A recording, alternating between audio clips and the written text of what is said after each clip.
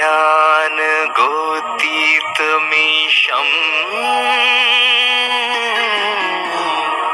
गिरीशं गिरीशं करालं महाकालकालं कृपालं गुणागार संसार पारम न तो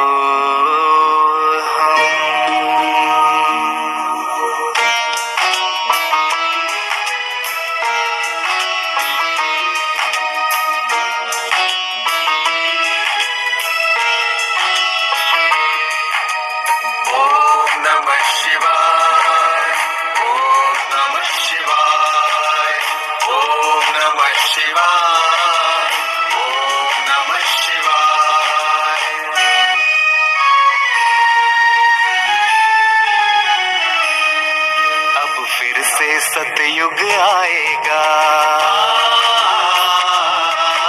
ये बोल रहे हैं शिव निराकार।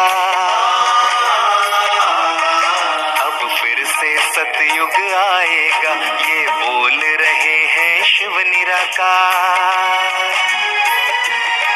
सुन लो ये संदेश रे, सुनाते ब्रह्मा तन से हो साकार। ये बोल रहे हैं शिव निराकार, ये बोल रहे हैं शिव निराकार। ओम नमः शिवाय, ओम नमः शिवाय, ओम नमः शिवाय, ओम नमः शिवाय।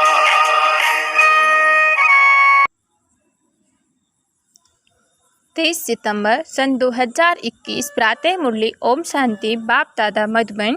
बाबा बोले, मीठे बच्चे मन मना भव का मंत्र पक्का कराओ, एक बाप को सदा फॉलो करो, यही है बाप का सहयोगी बनना।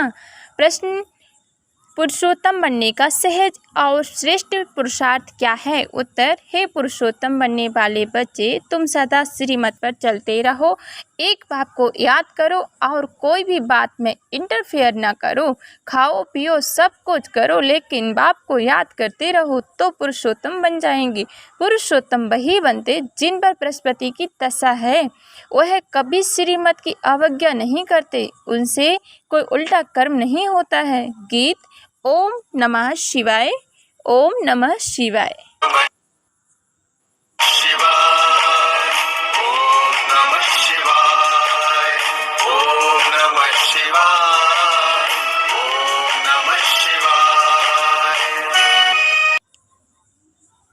यह महिमा किसी की है? एक परमपिता परमात्मा की है। जो अच्छा काम करते हैं उनकी महिमा जरूर होती है, जो बुरा कर्तव्य करते हैं उनकी निंदा होती है। जैसे अकबर था तो उसकी महिमा थी, औरंगजेब की निंदा थी। राम की महिमा करेंगे, रावण की निंदा करेंगे। भारत में ही राम राज्य, रावण राज्य मशहूर है। राम राज्य को कहेंगे पुरुषोत्तम राज्य और रावण राज्य को कहेंगे आसुरी राज्य। बच्चों को तो कभी अभी संगम का पता पड़ा है, यह है ही पुरुषोत्तम संगम युग। इस भारत को पुरुषोत्तम बनाकर ही छोड़ना है, रहने वालों को भी पुरुषोत्तम बनाना है और रहने की जगह को भी पुरुषोत्तम बनाना है। भारत को ही स्वर्ग कहते हैं, रहने वालों को देवी देवता स्वर्गवासी कहते हैं, तो दोनों उत्तम बनते हैं। सबको पता है कि नई दुनिया उत्तम होती है और उत्तम पुरानी दुनिया से श्रेष्ठ होती है। पुरानी दुनिया कनिष्ठ होती है। जैसी दुनिया वैसे रहने वाले गाया भी जाता है। भारत नया, भारत पुराना और कोई खंड को नया खंड नहीं कहेंगे। ऐसे नहीं कि नई दुनिया में नई अमेरिका, नई चाइना होती है, नहीं, नई दुनिया में तो नया भारत गाया जाता है, इसलिए न्यू इंडिया कहा जाता है। नया भारत तो नाम रखते हैं। जबकि परंतु है सब बिगर अर्थ न्यू इंडिया। फिर यह समय कहाँ से आई? न्यू इंडिया में तो दिल्ली परिस्तान है। अब परिस्तान कहाँ है? तुम बच्चे यहाँ आते हो पुरुषोत्तम बनने के लिए। ऊँचते ऊँच बृहस्पति की दशा है, पुरुषोत्तम बनने ऊँचते ऊँच बृहस्पति की दशा है। पुरुषोत्तम बनने से बृहस्पति की दशा बैठती है। तुम जानते हो कि नई दुनिया की सुख लेने वाले, स्थापना करने वाले बेहद के बाप द्वारा हम बेहद का सुख लेने का पुरुषार्थ कर रहे हैं। सतयुग में पुरुषोत्तम होते हैं, फिर नीचे आते हैं तो मध्य, फिर कनिष्ठ बन जाते हैं। तुम बच्चे जानते हो कि अभी बाप हमको शतोप्रधान सतयुगी स्वर्गवासी पुरुषोत्तम बना रहे हैं। यह है वो बहुत बहुत सहज, ना कोई खाने की दवा है, ना कोई करने की दवा है, ना कोई करने की बात है, फिर सिर्फ याद करना है। इसलिए कहा जाता है सहज याद। याद से ही पाप आत्मा से पुण्य आत्मा बनना है। यह तो जरूर है, सबको मुक्ति मिलती है। बाप कहते हैं कि मैं सर्व का सद्गति दाता हूँ, तो जरूर मनुष्यों के शरीर खत्म हो जाएंगे, बाकी आत्माओं को पवित्र बनाकर ले जाऊंगा। वापस जाने के लिए तैयारी करनी पड़े। बाप तैयारी करा रहे हैं क्योंकि आत्मा के पंख टूट चुके हैं, अर्थात तमो प्रधान आत्मा है। तुम योगबल से पवित्र बनने की मेहनत करते हो, जो नहीं करते उनको हिसाब किताब देना पड़ेगा। इसमें कोई विचार करने की बात नहीं है। बच्चों का काम है बाप से पूरा वर्षा लेना है, बाप का मददगार वन सहयोग देना है। बाप का भी सहयोग, बच्चों को भी सहयोग।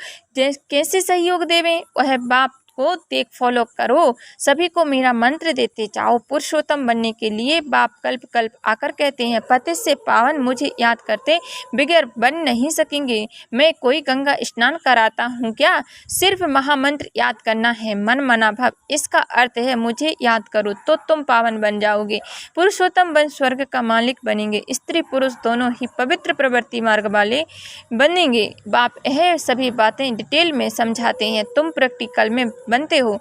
तुम जानते हो भगवान ने आकर बच्चों को पुरुषोत्तम बनाया है, तब तो कहते हैं कि पतितों को पावन बनाने वाले पतित पावन बनो। पुरुषोत्तम मास की बड़ी महिमा सुनाते हैं ना, तो इससे पुरुषोत्तम युग की बड़ी महिमा है। कलयुग अर्थात रात के बाद दिन जरूर आना है, दुख के बाद सुख आता है, यह अक्षर भी क्लियर है। स्त्री पुरुष दोनों उत्तम से उत्तम, श्रेष्ठ से श्रेष्ठ बनते हैं, क्योंकि प्रवृत्ति मार्ग है।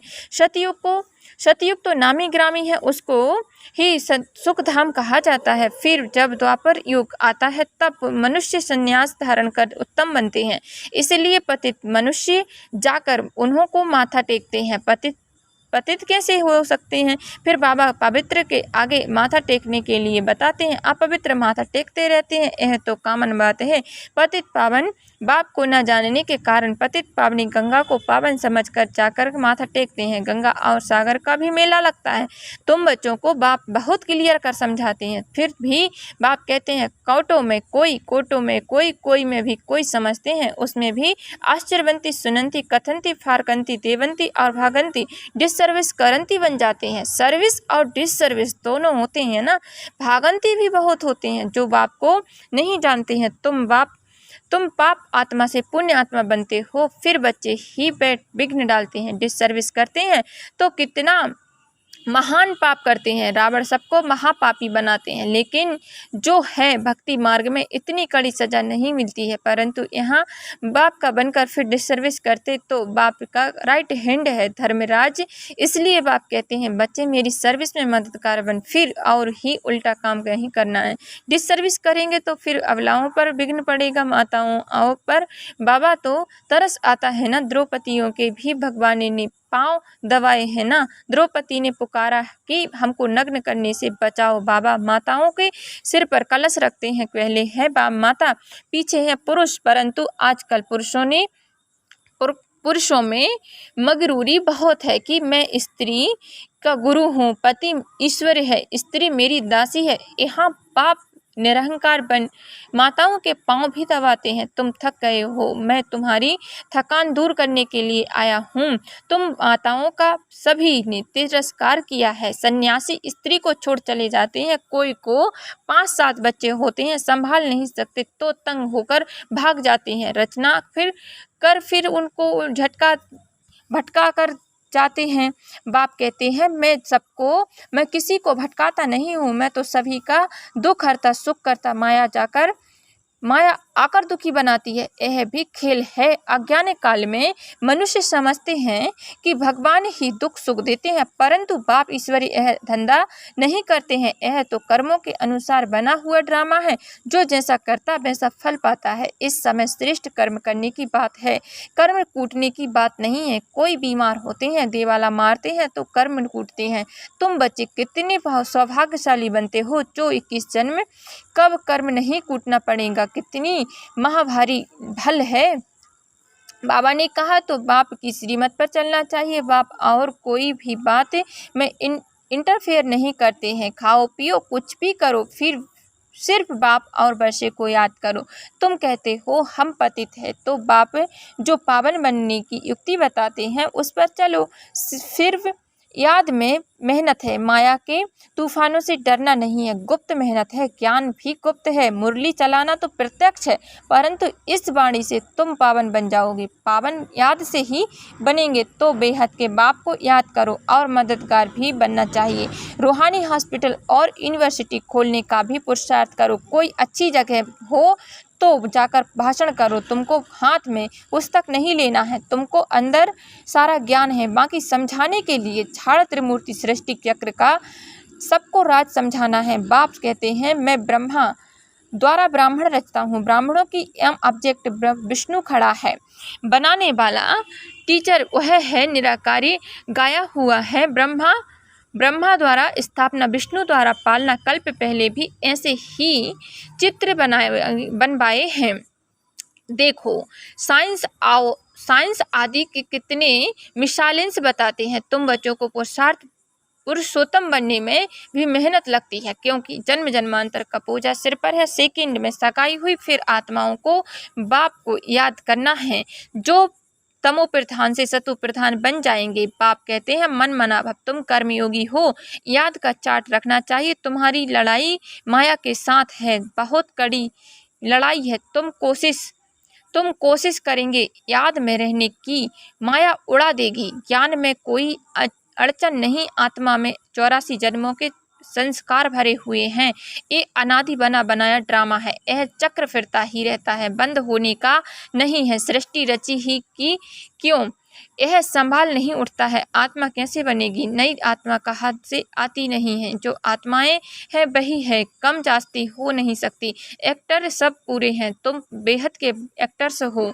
तुम जो कुछ देखते हो उतने एक्टर्स ड्रामा में है, इतने फिर होंगे। मोक्ष कोई पाता नहीं है। मनुष्य आवागमनीय के चक्र में से छूटना चाहते हैं, परंतु छूट नहीं सकते हैं। जो पाठ बजाने आते हैं उनको फिर आना ही पड़ता है। बाप कहते हैं मुझे भी इस पतित्व दुनिया में आना और जाना पड़ता है। कल्प कल्प में आता ही हूँ।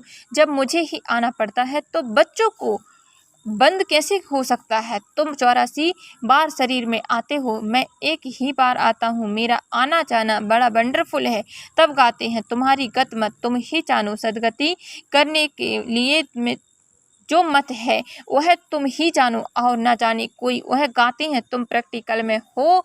मूल्य बात है याद की, यह 5000 वर्ष के बाद की बात है। फिर तुम अंधों की लाठी बनना है। ये है पुरुषोत्तम संगम युग।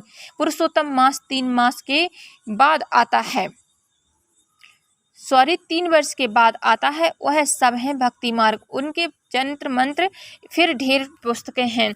यहाँ तो ऐसी बात होती ही नहीं। भक्ति में ना करने वालों को इन रिलीजियस कहते हैं, तो उन्हों को राजी करने के लिए निमित्त कुछ करना भी पड़ता है। बाप समझाते हैं मीठे बच्चे, कभी डिससर्विस करने का पुरुषार्थ नहीं करना है। कोई डायरेक्टर बन जाते हैं तो उनको कहेंगे अजामिल सूरदास आदि की कितनी कथाएं हैं। यह सब है भक्ति मार्ग।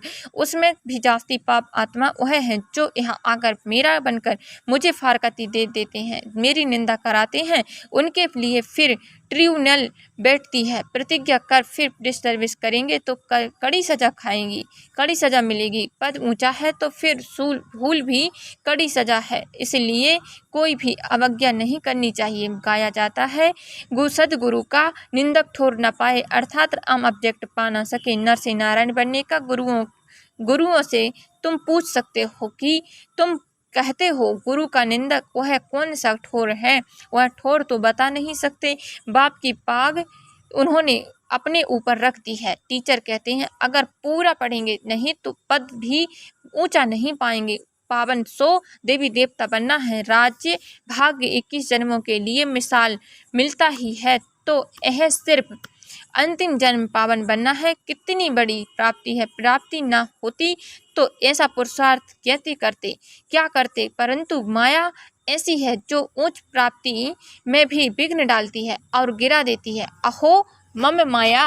अच्छा मीठे मीठे सिकील दे बच्चों प्रति माता पिता बाप दादा का याद प्यार और गुड मॉर्निंग।